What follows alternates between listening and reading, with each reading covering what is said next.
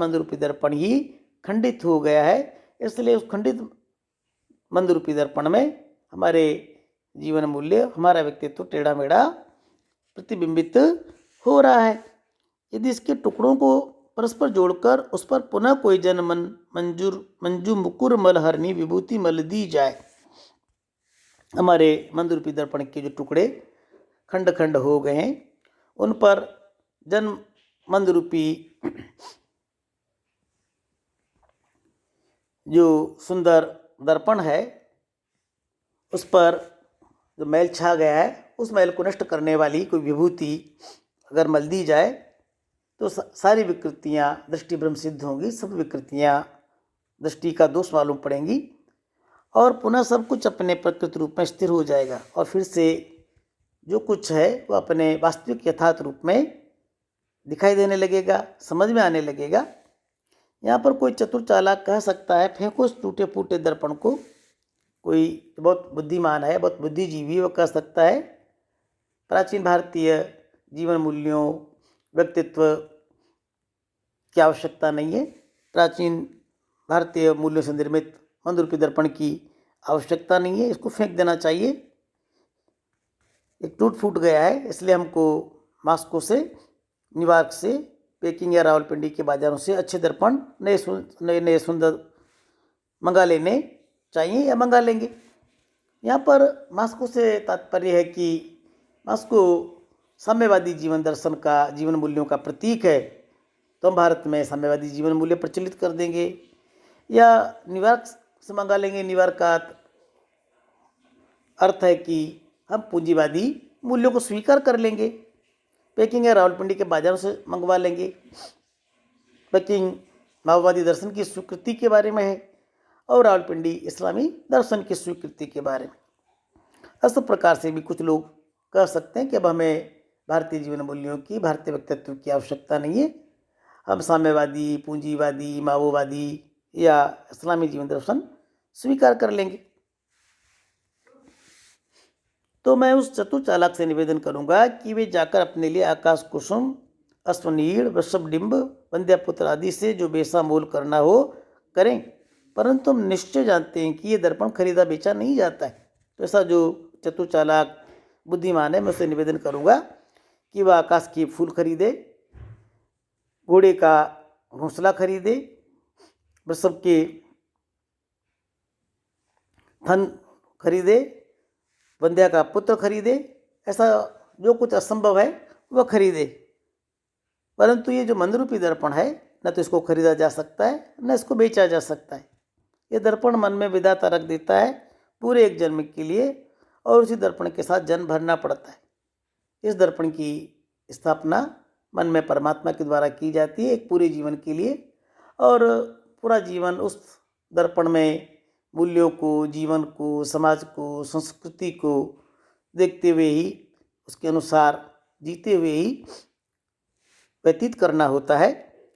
ये दर्पण हमारा मानस दर्पण या हमारा आंतरिक संस्कार प्रभातल, जिस पर सारे चेहरे, सारे मूल्य और सारे अनुभव बिंबाकार रूप में व्यक्त होते हैं और उसी रूप में हम उन्हें उपलब्ध करते हैं। ये दर्पण हमारा मानस दर्पण है या इसको हम हमारा आंतरिक संस्कार प्रभातल भी कह सकते हैं, जिस पर सारे चेहरे यानी सारे व्यक्तित्व, सारे मूल्य, संस्कृति, सभ्यता, धर्म, दर्शन, सारे अनुभव बिंबाकार रूप में भिन्न भिन्न बिंबों के रूप में व्यक्त होते हैं, प्रकट होते हैं और हम उन्हें उपलब्ध करते हैं, ग्रहण करते हैं, स्वीकार करते हैं, आत्मसात करते हैं और अन्य रूप में उपलब्ध करने का कोई मार्ग नहीं है। इस मंदरूपी दर्पण के स्थान पर बाहर के परिवेश से हम कोई दर्पण प्राप्त नहीं कर सकते, वह हमारे लिए उपयोगी नहीं है। ये मानस दर्पण न केवल व्यक्ति चैतन्य बल्कि सामूहिक जातीय चैतन्य की चिद धातु से निर्मित होता है। ये जो मानस दर्पण है व्यक्ति की चेतना से और सामूहिक जातीय चैतन्य से, चेतना से कि जो चिद धातु है, जो चेतन तत्व है, उसके द्वारा इसका निर्माण हुआ करता है, जिसकी परंपरा कई सहस्रावधि वर्षों से चली आ रही है भारत में। व्यक्ति चेतना की और जनमानस की चेतना की परंपरा हजारों वर्षों से चली आ रही है। इस दर्पण की धातु चिद धातु है, अर्थात इस दर्पण का निर्माण चेतना के द्वारा हुआ करता है। हमारी नीति हमें विशिष्ट देश, जात, कुल एवं कालखंड में जन्म देती है। नीति के चक्र से हम विशिष्ट देश में, जाति में, कुल में और कालखंड में जन्म लेते हैं। उसी के अनुसार सामूहिक चैतन्य हमारे दर्पण का अंग बनता है। उस नीति चक्र के अनुसार ही सामूहिक चेतना हमारे मानस दर्पण का निर्माण करती है और उसी के सारे हमारे व्यक्ति चैतन्य का विकास होता है। सामूहिक चैतन्य रूपी जो दर्पण है उसी के सहारे, उसी के आधार पर व्यक्ति चैतन्य का भी विकास होता है। अर्थात हम जिस समाज में रहेंगे उसी प्रकार से हमारा मानस दर्पण निर्मित होता चला जाएगा। अब तो बात इतनी सीधी नहीं जितनी चतुर चालाक यार लोग सोचते हैं। ये बहुत सीधी बात नहीं है कि भारतीय जनमानस का मंद रूपी दर्पण खंड खंड हो गया है तो हम बाहर के जीवन मूल्यों के द्वारा उसकी पूर्ति कर सकते हैं। यह उतनी सीधी बात नहीं है। आम का जो बीज बोया गया है उसके अतिरिक्त व्यक्तित्व का आमूल परिवर्तन करके कटहल नहीं फलाया जा सकता। आम के बीज से आम ही विकसित होगा, उसमें परिवर्तन करके हम उससे कटहल नहीं उगा सकते। चाहे उस आम की लाख ब्रेन वॉशिंग, मस्तिष्क शोधन क्यों न करें, हम किसी व्यक्ति को चाहे कितना ही पढ़ाएं लिखाएं और उसका विकास करें, पर जिस जैसा उसका मूल व्यक्तित्व है वो उसके अनुरूप ही रहेगा। आंतरिक व्यक्तित्व का परिवर्तन होगा, पर जिससे जो नया कलमी आम फलेगा वो आम ही होगा। आंतरिक व्यक्तित्व में परिवर्तन होने पर आम ही रहता है। अर्थात जो मूल स्वभाव है उसका आगे पीछे कुछ विकास हो सकता है, पर पूरी तरह से उसमें बदलाव संभव नहीं है।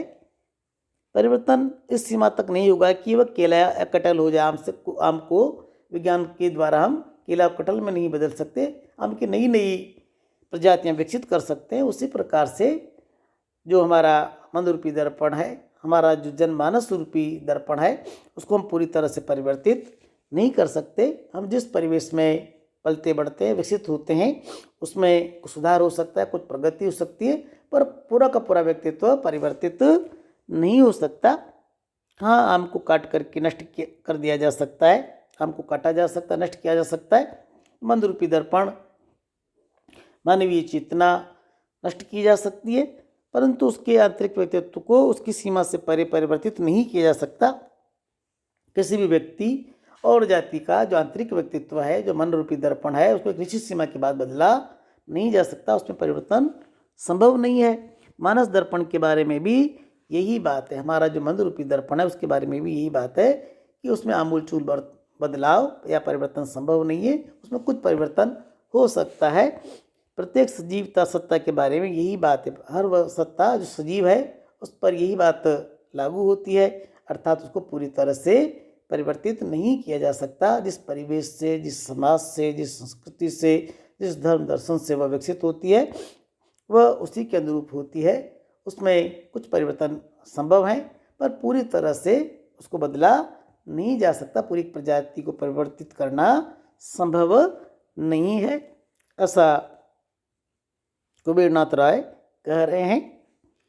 हम अपने व्यक्ति मन के दर्पण को, व्यक्ति मानस के दर्पण को और जातीय या समाज मानस के दर्पण को ठीक से समझेंगे और समझेंगे कि किस प्रकार से उसमें व्यक्तित्व का, सभ्यता और संस्कृति का प्रतिफलन होता है, विकास होता है, किस सीमा तक उसमें बाह्य परिवेश से, प्रभाव से परिवर्तन संभव है, और हमारा जो जनमानस रूपी दर्पण, व्यक्ति मानस रूपी दर्पण खंड खंड हो गया है, उसको हम किस प्रकार के सकारात्मक जीवन मूल्यों के द्वारा फिर से बना सकते हैं। जैसे कि इसमें तुलसीदास जी की पंक्ति व्यक्त की गई है।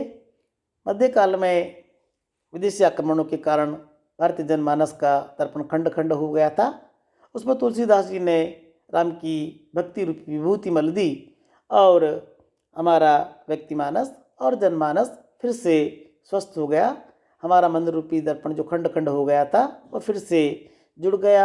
हम अपने व्यक्तित्व को, अपने जीवन मूल्यों को ठीक प्रकार से ग्रहण करने में सक्षम हुए, समर्थ हुए, और हमने अपने जीवन मूल्यों के अनुरूप अपनी जीवन पद्धति विकसित की और एक राष्ट्रीय आंदोलन खड़ा करके विदेशी शक्तियों का प्रबल प्रतिरोध किया। हम आज भी अपने व्यक्ति मानस और जाति मानस को ठीक प्रकार से समझेंगे और खंड खंड हुए व्यक्ति जनमानस रूपी दर्पण को फिर से किसी श्रेष्ठ जीवन मूल्य से, श्रेष्ठ व्यक्तित्व से, उसके प्रति अनुराग से फिर से जोड़ेंगे, जिससे हम भारतीय जीवन मूल्यों को ठीक ठीक प्रकार से समझ सकें, ग्रहण कर सकें, आत्मसात कर सकें। इसी मंगल कामना के साथ मैं अपनी वाणी को विराम देता हूँ। धन्यवाद।